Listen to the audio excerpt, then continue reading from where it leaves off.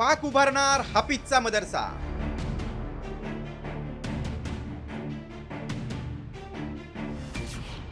दहशतवाद्यांचं प्रशिक्षण केंद्र सुरूच.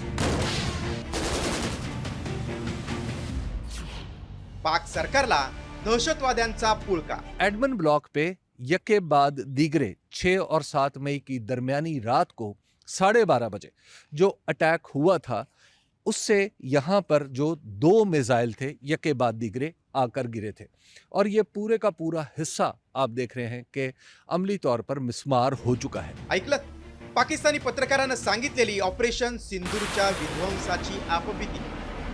भारताच्या हल्ल्यात लष्कर तैबाच्या मुर्देकेमधील दहशतवादी तळांना बेचिराग करण्यात आलं. मात्र पाकनं सुरुवातीला हल्ला झालाच नसल्याचा बनाव केला.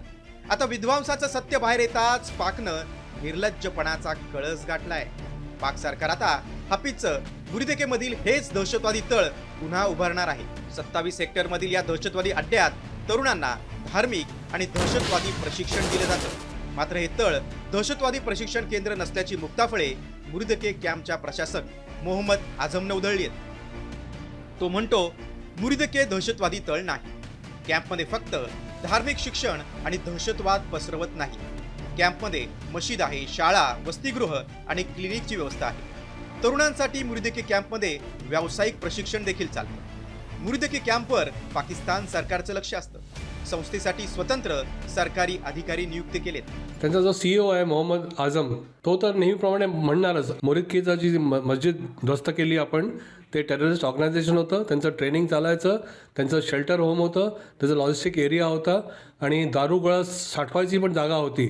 फ्रंट कव्हर म्हणून तिथे स्टुडंट पण आहेत, मदरसा पण चालतो. हे सगळं खोटं आहे, हा दिखावा आहे.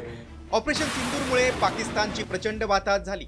भारतानं आधी सिंधू जलकरार बंद करून तिथल्या शेती उद्योगाला फटका दिला. मग व्यापार बंदी करून पाकचं कंबरडच मोडलं. त्यात कंगाल पाकिस्ताननं IMF कडून $3 अब्ज कर्ज घेतलंय.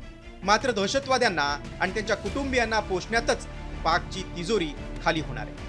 आता हाफिजचं मुर्देकेमधील दहशतवादी तळ पुन्हा उभारणार असल्यानं पाक सरकार पुन्हा गाळात जाणार आहे. जगभरात दहशतवादाला विरोध असताना पाक मात्र दहशतवाद्यांना उराशी कवटाळून बसलाय.